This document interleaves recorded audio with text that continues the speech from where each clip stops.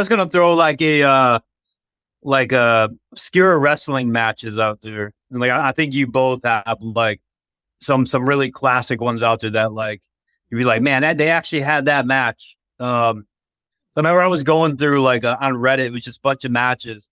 One of them that really popped out to me was freaking Brian Danielson versus Kamala for the Ring of Honor title. You're like, that match actually happened out there. But then you go through, man, and you see Alex Shelley versus Bob Backlund. Oh And yeah. it's as it's like topical in Nash, it's this big match. I know nothing of that. Like, was it longer than Big Kev's match? I have I no was gonna say, nothing with like was it more than 9 seconds? Is It is was the more. question? It was more than 9 seconds. And I remember being prepped for it by Kev too, right? Because Kev, do you mind if I relay an anecdote that you told me? No, absolutely not. So I remember we were working with Backlund. It was leading up to me and him in a singles match. And that was actually how the Machine Guns started too, because we had a guy named Austin Aries who I was teaming with, and he ended up leaving the company, but they put Saban in his place. So we're going to do the singles match, and then it's going to lead to the first Motor City Machine Guns match in TNA with Big Kev as our manager against Jerry Lynn and Bob Backlund. But that's the next month. So Kevin's like, Backlund's wiry, man. And I'm like, what the hell are you talking about? He goes, dude, you wouldn't believe some of the shit he's going to try to call to you. He had me doing sunset flips against it when we worked house shows. And I was like, what the fuck? And you're like, yeah, man, he did that. Undertaker watched it and saw it. He said, if you ever do a sunset flip in a match again, I'm running out. And I was like, holy shit, man. Like, what the fuck is going on? So luckily for me, Backlund was a true gentleman, like strong as shit, even at whatever age he was. Unbelievable. He's so strong. Like he's got like double tendon strength, right? Just cock strong.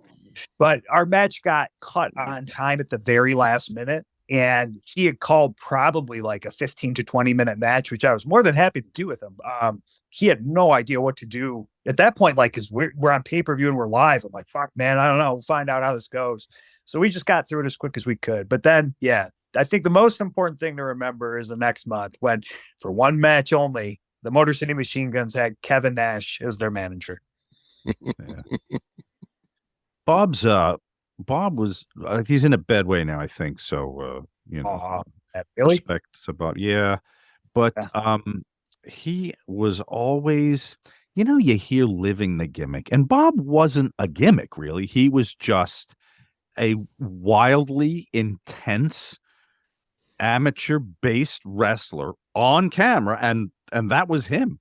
Let's not also forget he went to school in North Dakota, and I think he grew up in North Dakota. So he probably went to a fucking school that had K through 12, and there was 18 people. Yeah. Yeah. Like that dude's socialization process makes fucking Little House on the Prairie look like New York City. Yeah. Oh, he's a gentleman too, man. I mean, Yeah.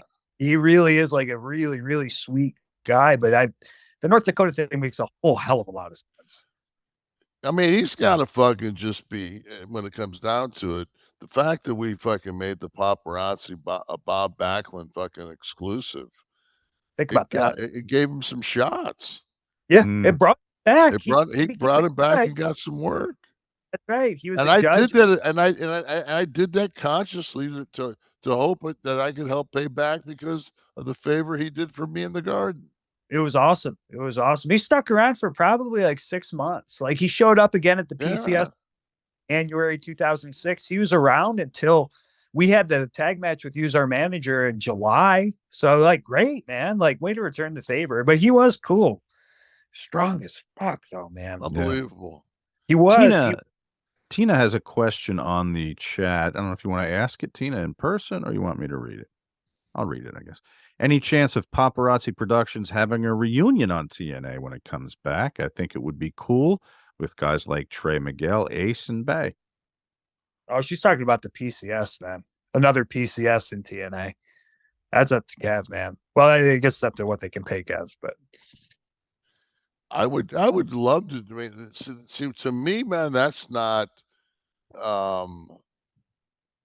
If I do something, if I do comedy, like somebody lets me go someplace and do comedy and fuck around, that's not like wrestling.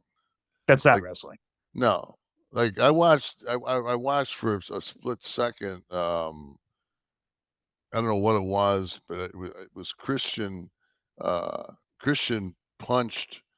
Like Flair got involved with Christian, and Christian ended up ball shotting Flair.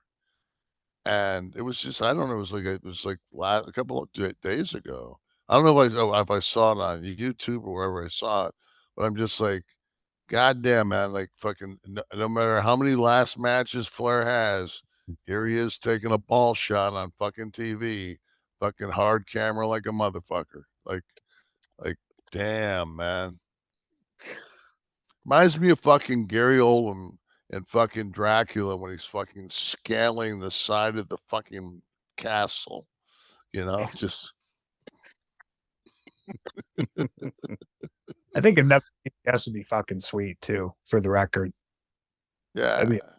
That'd be amazing. We have to come up with new events that are Backlund authorized, but that we can do that. Yeah.